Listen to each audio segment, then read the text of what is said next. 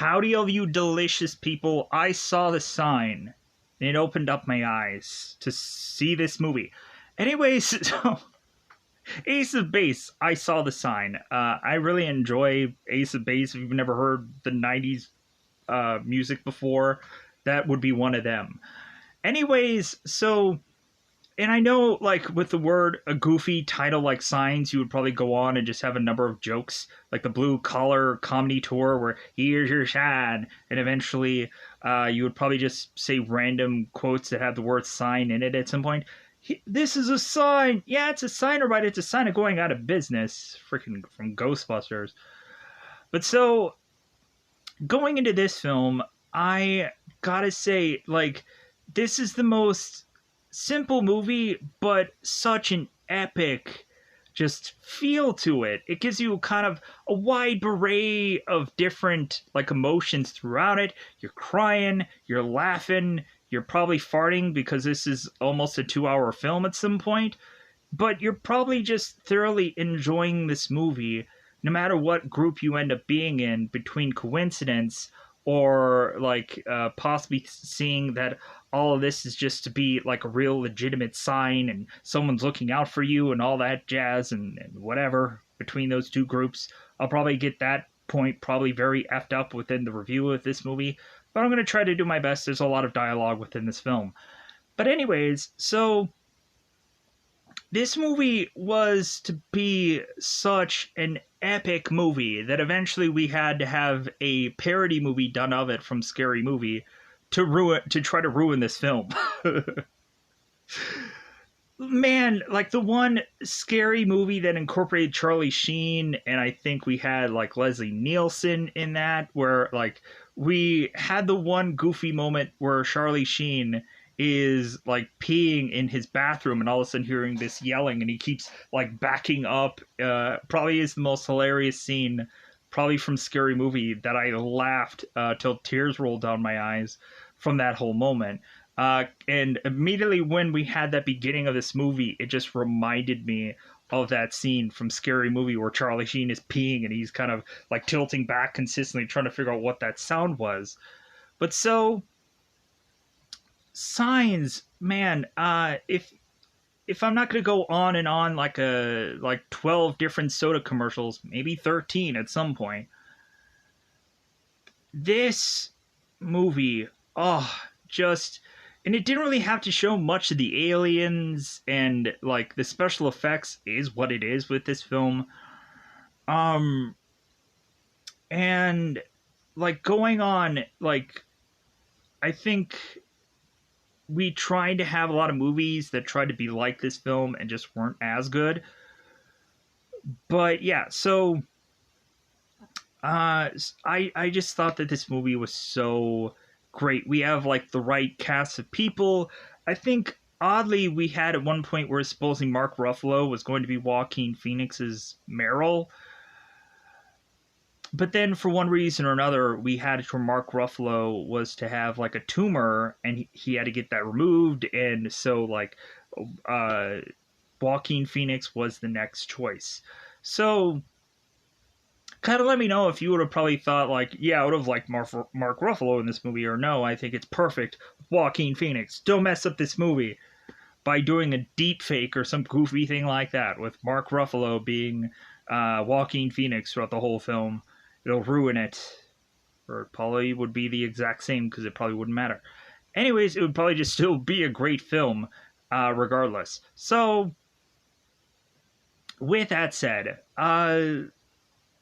currently this movie is available on Amazon Prime. So if you have basically gone on and filled your way into the Amazons and watched everything possible, go ahead and recheck out Signs. Definitely would say that you're going to have a different range of emotions, so maybe have tissues nearby if you're a crier, because you probably could be. There is some moments here in this movie where there is some bad things going on with these things called dogs within this film. So really that's just an element in this film, and eventually there's some people that get very hurt or whatever because that happens in a film, but at the end of the day, it's a part of the movie. But anyways, so with that said, I think I'm just going to roll on into kind of the teeing up thing of this to kind of quickly get it rolling, because I've just kind of gabbed and really just built this movie up to be such a great film, and some people may not like this film at all or hate it and whatever, because they might think it's too slow or whatever, or not enough of something or other, you know. Anyways, so we go on and we have Graham, who is to be this pastor who is to give up his faith because it seems that his wife was to be taken from him for reasons I'll get in more into in spoilers. We have Meryl, who is to, of course, be this major league player who is to have gone on and have a number of records, some of them good, but also some of them bad.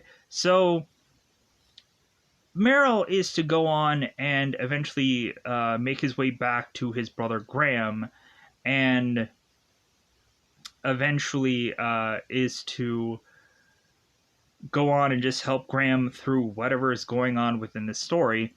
And then we have Bo, who is to have this goofy thing about water, some kind of tick of sorts, that she, of course, is to have points when she mentions that this water is contaminated, or that this water has a hair in it, or that somebody else drank from it, and is to have all the excuses in the world about any number of these water things at some point. And then we have Morgan, who just comes to be the conspiracy asthma character, because really there is not much else for really anybody else to do but to crack open a book and just say, hey, I think these aliens are doing a thing. I'm not sure, but in this book it says some stuff. And it's like, okay, let's build up the suspense by doing that. So with that said, let's dust out that double 5 time territory, because I think it's about that time yet again to just go into spoilers about this film, because all that's left to say is there is eventually an alien invasion brewing slowly but surely within this film. And I'm saying, man, slowly but surely, because most of the time the real war that is coming off is to be referenced within this film.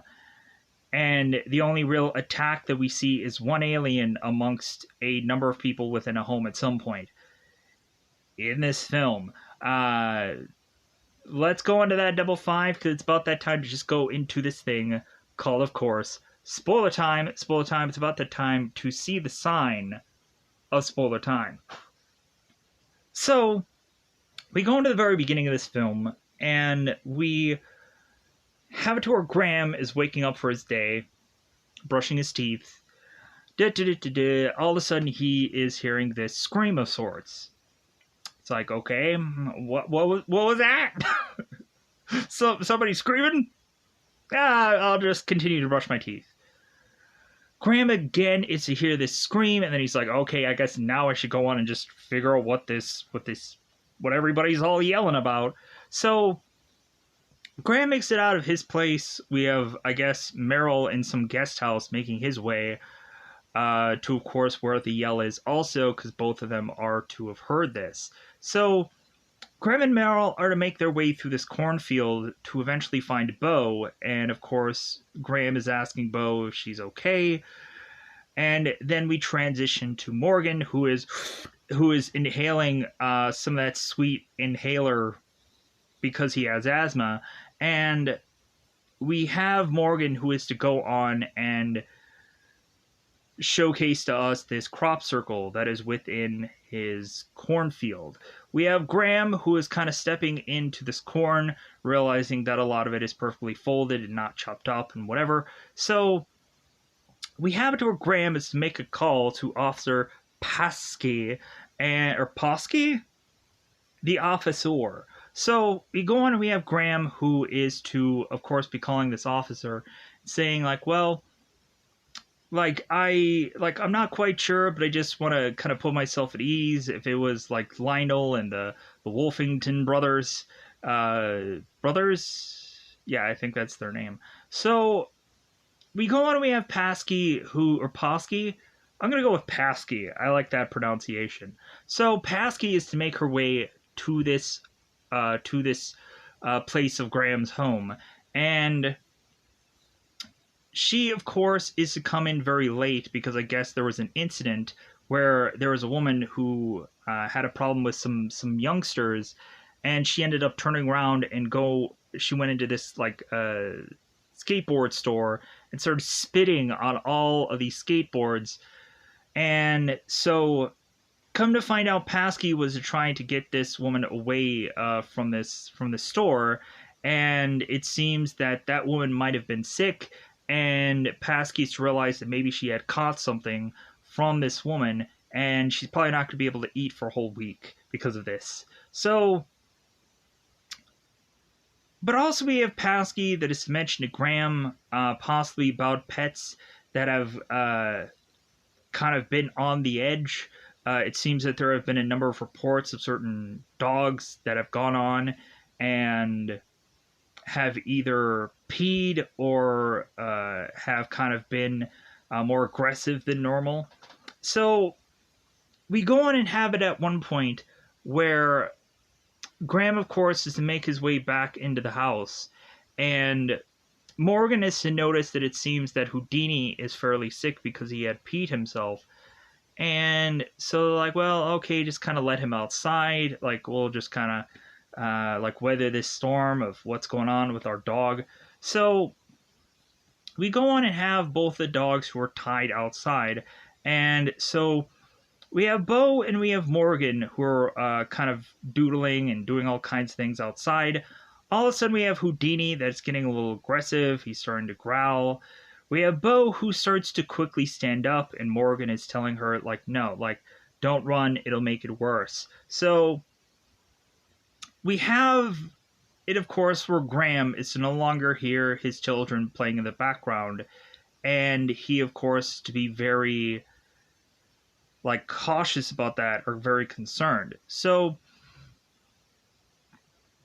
Graham is to run back to where his kids were playing to go on and find out that Morgan had stabbed into Houdini and sadly killed this dog off. R.I.P. dog. So we now have it to where, of course, Graham is asking if the kids are okay, and Morgan is mentioned that the dog tried to leap after Bo, and so he had to kind of defend. So, like, things happen. So we go on, we have Meryl, or we go on and have Graham, who's talking to Meryl, telling him to take Isabel and kind of place her kind of in a nearby location and kind of tie her up tightly. So we have Graham, who is to go on and do this report, and we have Paskey, who's kind of skeptical about Lionel and the Wolfington brothers going on and doing something like this simply because it seems too perfect, but then also that these guys can't go on and pee without getting a little on themselves.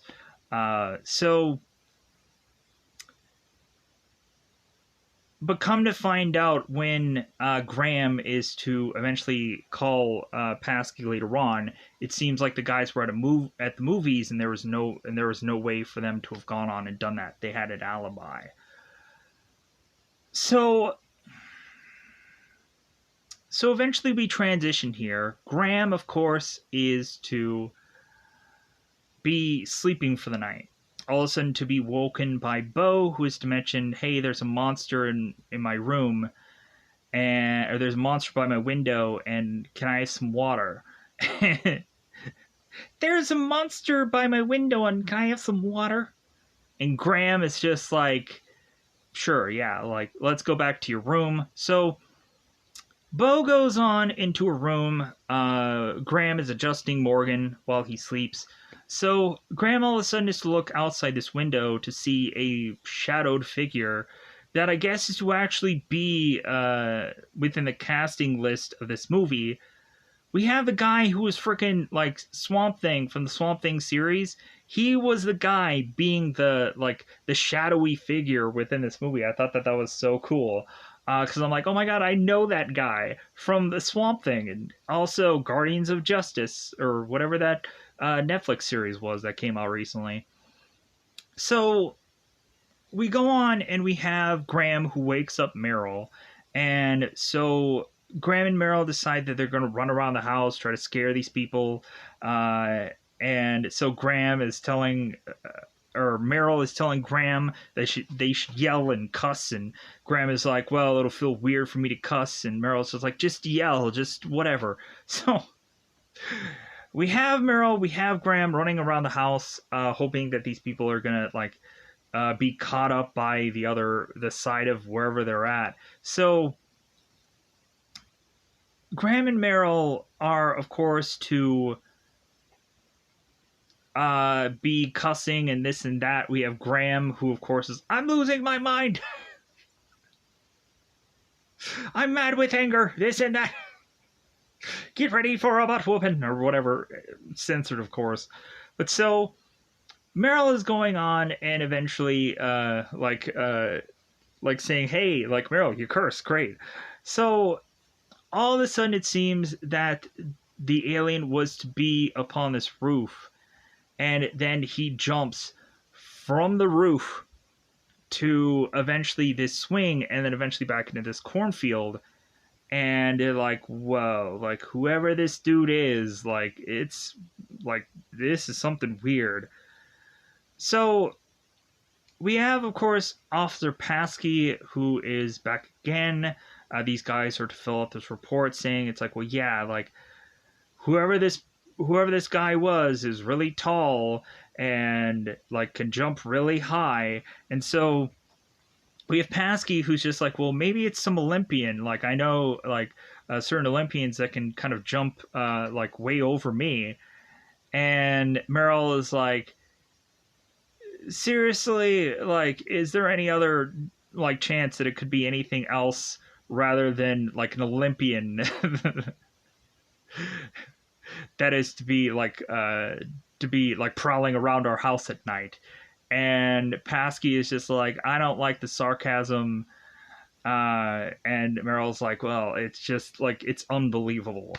So like, it's something that you can't really believe an Olympian is like stalking their house for whatever weird goofy reason. So like, I think he ended up calling him like a Scandinavian Olympian, and I'm like, okay, like, yeah, just be very more specific within this review if you can. Appreciate it. Anyways, so we eventually have it to where also Paskey is to praise Meryl for him kind of being here for Graham, as Graham is kind of going through some things after his wife is to pass. And so Meryl is like, well, I don't think that I don't think I'm really helping. And Paskey's like, you're helping.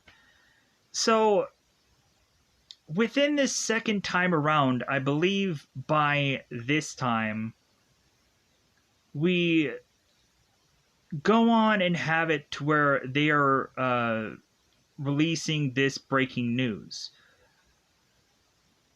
To where, of course, when Officer Paskey is like doing this report, we have I think Bo, who's watching TV at this point.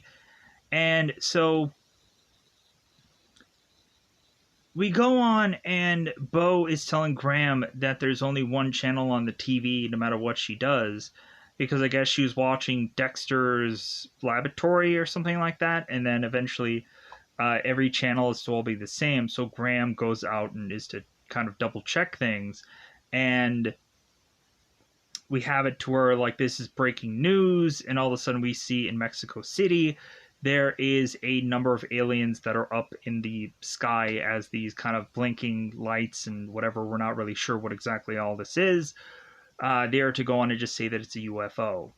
So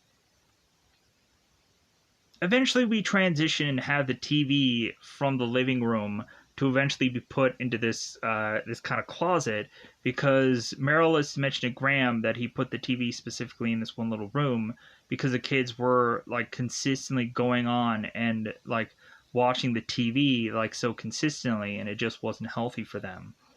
But then eventually Meryl is to give Graham reports about like how the crop circles could all be just like markers, or eventually a mapping system to know where all these places are within Earth. So, but anyways, so we, of course, are to, after like we hear about the late breaking news, we of course have the officer that is telling Graham, it's like, well, hey, like, you guys need to kind of get out there, kind of do like day-to-day stuff, like just kind of uh like have good medicine that way, instead of just kind of being fearing and watching the TV and eventually be scared about what all is going on. So we go on and we have Graham, who is to have this idea about how about like everybody kind of get out and eventually go on and do something, go out and just eventually just kind of do something, and then all meet back up with pizza. So we have, of course, Graham that is to go on and get some medication from Morgan. As he's at this pharmacy, we have a girl named Tracy who is to want to clear her conscience. And no matter what Graham is to go on and say here, Tracy's like, I have to clear my conscience. And everybody's kind of getting scared of what's going to happen. And so Graham is like, okay, like, I will go on and I'll listen to what you have to say, even though he reminds her he's no longer a pastor and so on and so forth. So Tracy's to mention that she had gone on and cussed, at some point, I think she ends up saying like 37 or something like that, but then she ends up saying 71 times that she had gone on and said curses like douchebag or whatever. So we have it to where Graham is just listening to all this confession, and it's like, man, all right. To the point where Graham, eventually, when he meets up with the rest of the family, is telling everybody, never go on and be with that girl Tracy alone, ever. Never be with that girl. But anyways, so we have Meryl, who is going on to this recruiter, this military recruiter. Eventually, if you don't know what a recruiter is, it's a military guy that usually needs a certain kind of quota to eventually get a number of people enlisted in the military.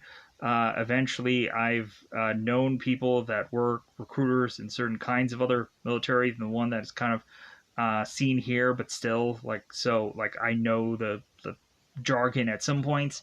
But so we have this guy named Cunningham who is going on and having this really funny, goofy thing where he's mentioning about like, why aren't your toes being licked by beautiful women? Which I'm like, yeah, that's like a gross visual. Thanks for that, Cunningham. But it was so like weird. But we have Meryl making his way into this recruiter's office to go on and be interested in the military. And so we have Cunningham mentioning how it's possible that these people are kind of probing and eventually going to go on, like, I guess aliens instead of people would make a lot more sense. That the aliens are to go on and just try to feel things out and then eventually, like, kind of come on down. So we have Cunningham that is to eventually ask Meryl, it's like, hey, don't you look familiar? Like, didn't you play baseball at some point? And Meryl's like, well, yeah, like I was in the minor leagues for a while, and like I was to be in baseball. And so we have Cunningham is like, well, yeah, like you have some records in minor leagues, right? And he's like, yeah, I had like 5 records. And he's like, wow. It's like, didn't you hit a home run that was like 507 feet? He's like, yep, that's it. So that guy was like, man, you like that ball had a motor on it. It was crazy. So Meryl's like, well, yeah, like that was my past. And so we also go on and have a guy named Lionel Pritchard, who is to also mention that Meryl is to have, on the downside, another record where he is to have more strikeouts than any 2 players in the minor leagues. And that's how, like, things just kind of washed out for him, because Meryl was to swing No matter what the coaches said, no matter what the other players said, he would just swing regardless. And Merrill was like, well, it felt wrong to swing, as he's going on and kind of flinching on Lionel, as Lionel was wanting to eventually sign up or enlist in the military. So Merrill was to get a pamphlet from Cunningham, and it was to make his way to that pizza. So we have both Morgan, we have both Bo, who are going to this, I guess, mom and pop's bookstore to go on and see this couple, both Mr. and Mrs. Nathan. Mr. Nathan is going on about there being like so many like soda commercials while during this breaking news about this crop circle. And so Mr. Nathan is thinking that there's some weird, goofy, subliminal message here about about them wanting to sell soda to people. And eventually Mr. Nathan is to spot the fact that there is going to be a 13th soda commercial, and that's the joke. So we go on and all of a sudden have it to where Morgan is to turn into this conspiracy theorist, because if we won't eventually have this baby monitor scene that happens once they get back from pizza, because we have Officer Paskey that is to go on and tell Morgan, it's like, hey, you can have a baby monitor, and eventually you can turn it into like a walkie-talkie. Like it'll be like only one certain way, but hey, you can still like use this baby monitor. So Morgan and Bo had found this extraterrestrial book that they are reading as if it's some kind of like guide to figuring out extraterrestrials. And so we go on, we have Bo and Morgan who are starting to rattle off this book and starting to read it. And so we have Miss Nathan, who is also to realize what these two are reading. So transition to have the rest of the family who are making back their way to having everybody eat pizza, and they stumble upon a man that is to be, you! You, director, you, curmudgeon. You, Mr. M. Night Shyamalama Ding Dong, you, bruh. So, we just have everybody, like, stare at this person, just kind of watch him, like, walk away, like, yeah. So, all of a sudden, while all these characters are eating pizza, we have Ray Reddy, who is to make his way through town and is to go on and be looking at Graham and his family and just to get back in his car. And so we have Morgan, who's like, that's the guy, right? That's the guy that was in the accident with Mom.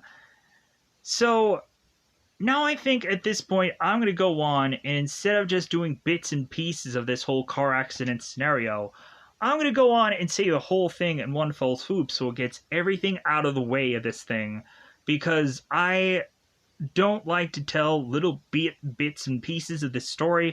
I would much rather tell the whole thing, get this all out there, so that way I can go on and tell the rest of a certain story, because I don't like to have like back and forth things go on in a film where you have these little chunks of things that I have to remember, because it's a lot easier to just tell one fluid thing, as I always go on and say throughout a lot of these reviews. So with that said, we have it to where Graham is to be at this location upon night. And he, of course, is talking to Paskey while he is to drive up. And so Graham is to talk to the officer. And so the officer is to mention to Graham that there was a drunk driver, or there was a driver, of course, that had an accident. Graham is to ask, well, was he a drunk driver? And the officer is like, no, he just fell asleep. So we have it, of course, where it seems that Graham is to find out that Colleen was somehow connected to this accident, so much so that eventually she's to only have so much time to really be able to talk to anybody. And so Paskey thought, or the officer thought, that it would be best if Graham could go on and meet with his wife before she, of course, is to die. And Graham is to have to reconfirm. It's like, well, wait a minute. Like, so this may be the last moments that I might have with my wife. And the officer is confirming that. So Graham is to eventually walk on to see Ray Reddy, who, of course, to be sitting off to the side. It doesn't really seem like he's injured. So Graham is to go on and make his way to his wife, where, of course, she is to be pinned in between vehicles. So Graham, of course, is to go on and talk to Colleen, and eventually Colleen is the most part that I can remember from this conversation is that Colleen is trying to tell Graham, like, tell Morgan to play and like play his games, and that like for Graham to see, and then Graham is like, yeah, I'm right here. Like, what do you need me to know? And so I think Bo, like, there was something with Bo also, but I don't remember exactly what that was. But then the thing about Meryl was to swing away. So, and then eventually Colleen is to die shortly thereafter. So we go on into this movie, and so after we are to be at the pizza moment, and eventually these people are to go on and make their way back home. Crap.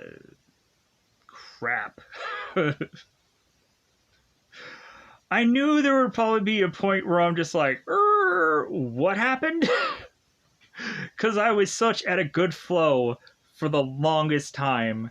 And I knew something would go on and just be like, wait a minute. So, oh my god, more than likely I may just go on and like start like going on and saying certain scenes from this film, and it may not be perfect and it may not be what it is, but for this film, but it may just be things that are covered regardless. So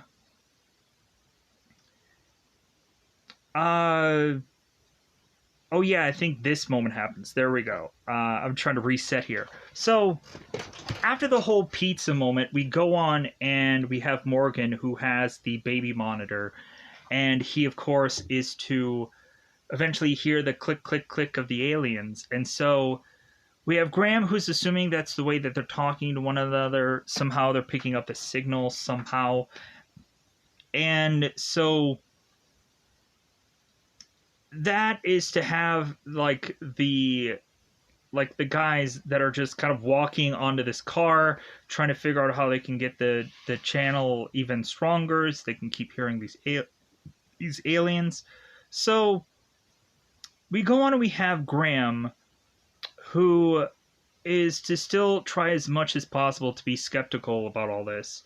And so Graham at night is to hear some sounds, and so he is to make his way to try to convince his own dog that it's like, well, hey, like, once this is all to be a hoax, like you're gonna laugh about this, and like we're all just gonna say how a joke all this was.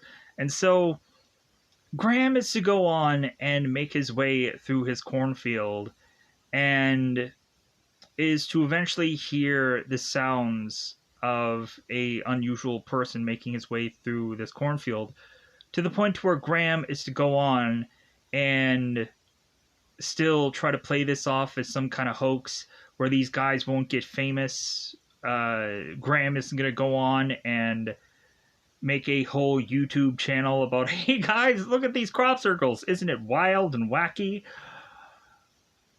So he's gonna have a whole vlog about like crop circles and him, or what would be the great title? I'm taking a crop. I'm taking a crop. Can't you guys see all my crop that I've taken? Anyways, so that was a stupid joke. It was a silly joke. Anyways, so Graham is to go on and eventually find this alien leg within his crops, and so he's running back to his house, and then he's like, okay guys, how about we just go on and just turn on the television? How about we just kind of see what's going on? So we go on and have these reporters going on and telling us some things about the blinking lights and all these things. And so we have it to where Meryl also within this little closet was to go on and mention how it seemed there was one bird that kind of flew and got smacked into one of these ships and fell to its death. And that Meryl is thinking that somehow like these aliens are camouflaging themselves. And we come to find out that that's actually true because we have these aliens that go on and are kind of blending into their environment at some points within this film to where you can't really see them because of course they consistently blend into their environment. Even so much so that Meryl is going on and seeing a birthday party where we have one of the aliens that is coming from this forest and is to appear and then is to walk off. And we have a number of these kids who's like, oh my god, like he's in behind and whatever. So we have Meryl that's like, oh my god, oh, as he's watching on the TV and he's reacting to it. He's like, "Vamonos, kids, vamonos! I want to see this thing." So we have the moment, of course, where Meryl is to go on and Graham is to go on and both watch TV with his kids. And both Morgan and Bo are to fall asleep, and that's when we get the moment where Graham is to mention about the two groups. And do you think that this is all coincidence, or do you think that it's all luck? Do you think that there's somebody watching out for us, or like do you just like think that there's nobody really looking out for us? As Graham is to go on and relate to Meryl the last thing that Colleen was to say, that was to just be swing away, as like her brain was kind of firing off the last thing that she probably remembered, which was probably one of Meryl's baseball games. So we have it to where Meryl is to relay this story to Graham about there being one time where he was seemingly going to finally lock lips with this woman called McKinley.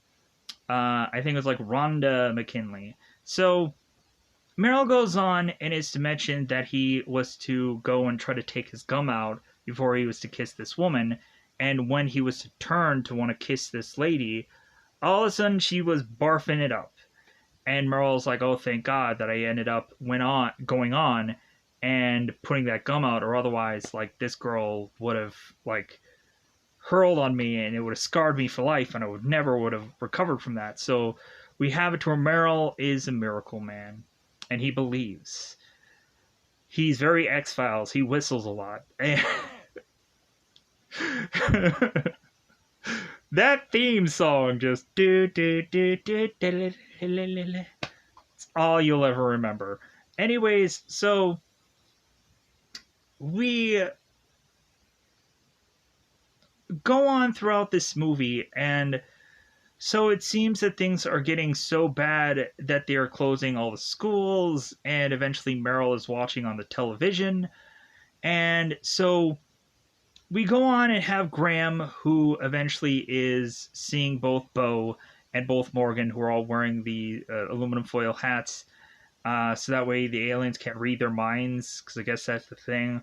So Graham is to go on and take this book and is to eventually just start to thumb through it and start to eventually say, oh, this is Dr.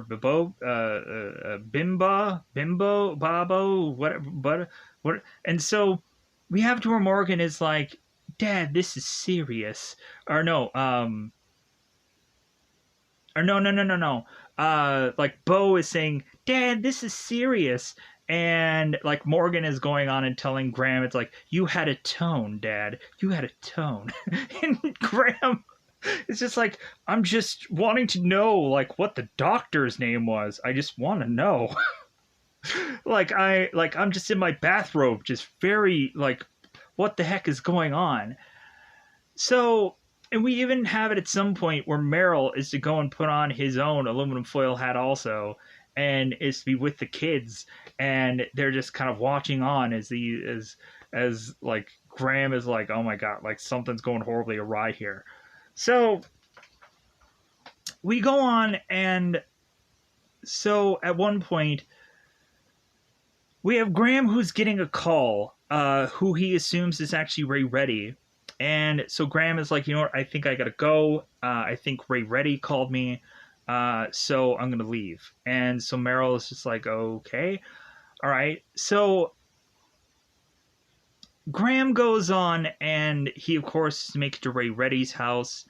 And so Ray Reddy is to have somehow locked one of these aliens within his pantry. And so we have Ray Reddy apologizing to Graham and saying that he's sorry that Graham had lost his faith, and that Ray is possibly think that there's no way he's going to get into heaven, because how could he from killing a pastor's wife? It seems impossible. So Ray is to go on and apologize to Graham of what had happened to him and his family and children and whatever. And Graham is just like, oh. Like, not exactly forgiving him, but just like, you're going to get one of these. That's all you're going to get. So, and even at some points, like, Graham is kind of like, don't bring things up, just, But anyways, so we have Ray that is telling Graham that he feels like these aliens don't like the water, and so that's where he's possibly going to head. And so Graham goes on and is to also have Ray, with blood on his shirt, say that he had trapped one of these aliens in this room. And so Graham is just so curious about this. And so Graham makes his way, of course, into Red's house, and is to immediately still think that this is some kind of hoax. So we have Graham that is speaking to this alien as if it's a normal person, that this is some costume or whatever. So Graham is going on and saying like, hey son, I'm a police officer, and like we've caught all the rest of your guys, and like you can call off the hoax. We got all the rest of your guys in the paddy wagon, and don't throw your life away, son. Come on, like just tell us the truth. Just tell us the story. So Graham hears nothing from the person on the other side of this door, and so Graham is like, let me just take this knife and maybe put it underneath this door. Which, of course, if this is your first time ever seeing this movie, man, you just get that, and it's like, whoa, what the fuck? Because you're not expecting it. And even at sometimes when you've watched this movie more than once, you still get scared by it. So Graham is to go on and put this knife like underneath this door to see if a reflection can show what this alien looks like. And so Graham gives up because he can't see anything. And so then he decides to go even further, closer to the door, and that's when the hand comes out and grabs onto him. And Graham's like, whoa! And so he has to chop with this knife these alien fingers. And then he's like, okay, I'm a whistling whatever believer, X-Files me up. Like, like this is some crazy. So we go on and we have Graham, who is to make his way back to his brother and to his kids, and we now have Meryl with the aluminum foil hat on, going on and rattling off all these book information things. So we now have Graham, who is to come to his home and say like, well, hey, like I think that like I've heard that these things hate water, and so do you guys want to make our way out of here to see if there's a place like nearby a lake or cabin or whatever that we can go on and hold up, or do you guys want to stay here? What's the vote? So At first, it seems to be tied, but then Graham is to say that his vote is to be for two people because he's technically two parents. And then eventually, Bo is to change her vote, and then it's 3-2. And so eventually, Morgan is to want to stay within this house. So we have it to where Graham and Meryl are making this clear consensus they need to start boarding up parts of this house to possibly make it safer. So they also have the clear consensus that they want to go on and have one really good last meal. And so Graham is asking everybody, like, hey, like, what do you really want? What is, like, the food that is really going to hit the spot for you? So we, of course, have Meryl, who is to want chicken teriyaki. We have, no, wait.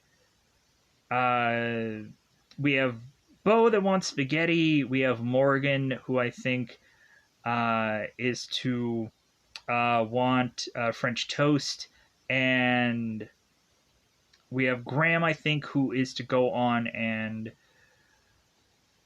want a hamburger with bacon, extra bacon. So hopefully I've gotten all that out of the way.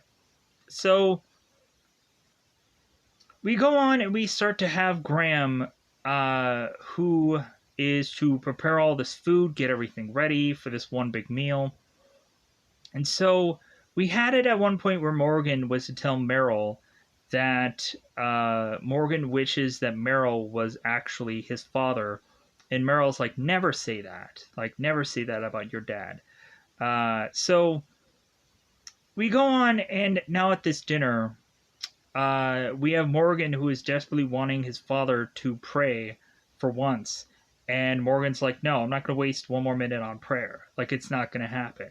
So all of a sudden we have Bo, and we start to have Morgan that start to have tears in their eyes. And so Graham is to go on and start hugging Bo and Morgan, and eventually he's to pull Meryl into this, where we have the one like kind of like, and Meryl is to go on like, okay, sure, I'll hug also. So we go on, and eventually they're boarding up the whole house. And while, of course, they're going on and doing this, Graham is to go on and have the story about Bo eventually being birthed, and that eventually a lot of the girls gasps. And I guess normally babies at that age don't usually smile, but Bo did. Like, oh, what a nice story. So we go on and we have them continuing boarding up the house, so much so that it seems like they're running out of boards. So we have, of course, where Graham is to tell the story of Morgan and his birth, and how eventually Colleen was to be bleeding during the time of the birth. So eventually they had to rush Morgan out. But then eventually Morgan did get with Colleen, and Colleen is saying like, oh, like, hey Morgan, I'm your mama. And it's like, oh man, like, don't freaking get me teary-eyed, movie. Don't give me all that no, don't do that. So we go on and have Meryl that is telling Graham, hey, like, I think the aliens are starting to get inside the house. They're upstairs. They're just wanting to test out the toilet, or maybe go on and play some music. I don't know. So they all go on into the cellar, and so we have one door and one possible axe that breaks this light bulb that is to keep this door from eventually getting aliens upon the cellar. So we had it at one point that Graham was mentioning that they have problems with doors, but I think they're getting a little bit better at it. So Graham is to go on, and there is a whole lot of times here where you can like not really see what's going on, or you have like the suspense building of what's happening, and you're very confused, which could probably tick off a lot of people. So we go on and we find out that this light is to be broken, and eventually they find these flashlights, and so eventually everyone's okay, but then they are also to realize that there is to be this coal, like kind of chute thing within this house, and so they have to go on and find where that is. And when they do, it seems that Morgan is to be grabbed by one of these aliens, and so they now have to free him.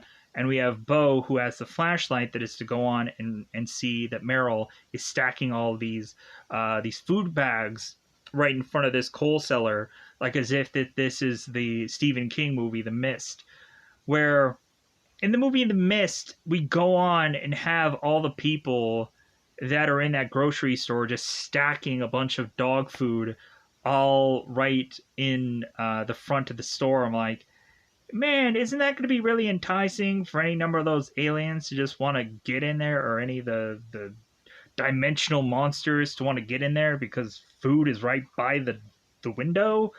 But then eventually there also is some cracking of those windows also. But anyways, moving on. So we have it, of course, where we have Graham, who's realizing that Morgan doesn't have his medication, his asthma inhaler, or any other kind of like stuff.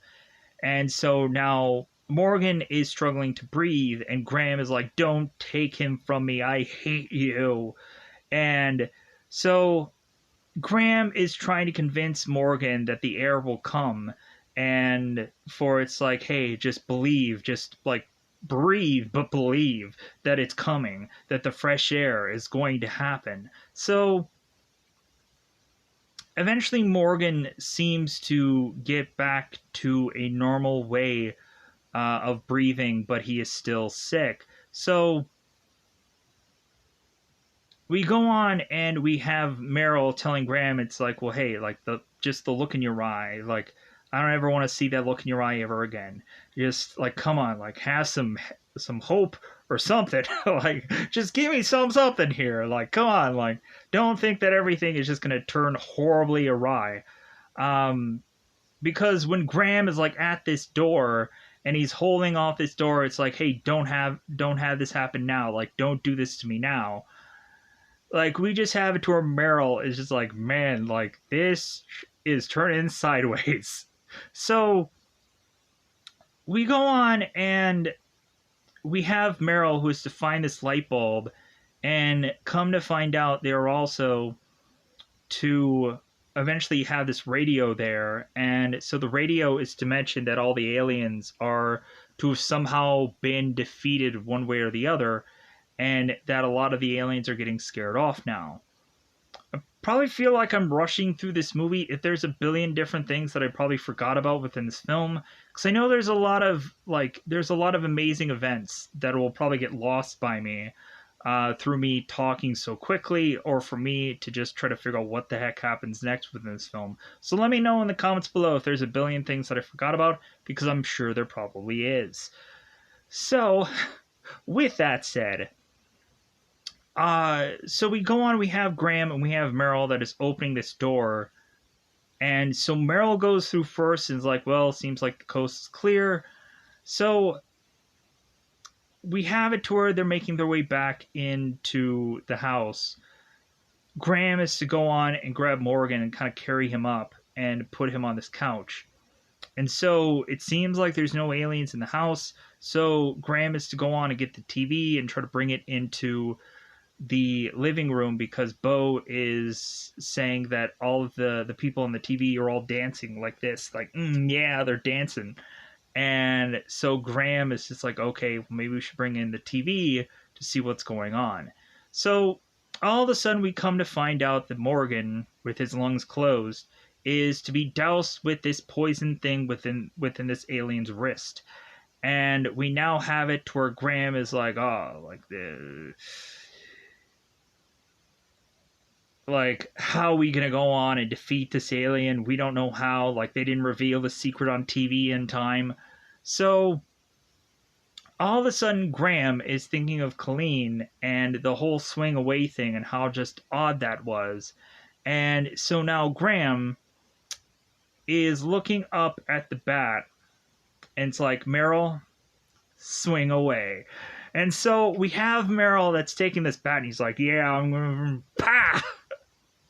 And so, coincidentally, we have Bo, who throughout this whole entire frickin' movie is to have a ton of water just everywhere within this house, to eventually have her have this tick that is to save their lives, basically. Because we have it to where Meryl is to smack this alien, the alien drops Morgan, and then Meryl is to consistently smacking this thing, and it hits into a piece of furniture that has dropped this water on him, and then Meryl's like, yeah, like, this is it, like, we figured out the secret. So Meryl is going on and eventually taking like parts where he can kind of perfectly hit this water into this alien to where it keeps smacking him. And so then eventually Meryl is just beating this alien to death with this bat, to the point where Meryl breaks this bat from this alien. And so we now go on and have the alien, who is now dead. Graham is now outside with Morgan, giving him his medication because his lungs were closed when the poison was to not get into his body, like perfectly timed. So we have it to where Meryl and Bo are possibly thinking that Morgan is dead. And Morgan's like, don't touch him, like, he's gonna come back, like, just believe. And all of a sudden, we have the tears in our eyes moment when Morgan's like, hey, Dad, like, did somebody save me? And Graham was like, yeah, someone saved you. And, like, we have everybody tears in their eyes. It's great. And so we transition from a home disheveled and boarded up to then have Graham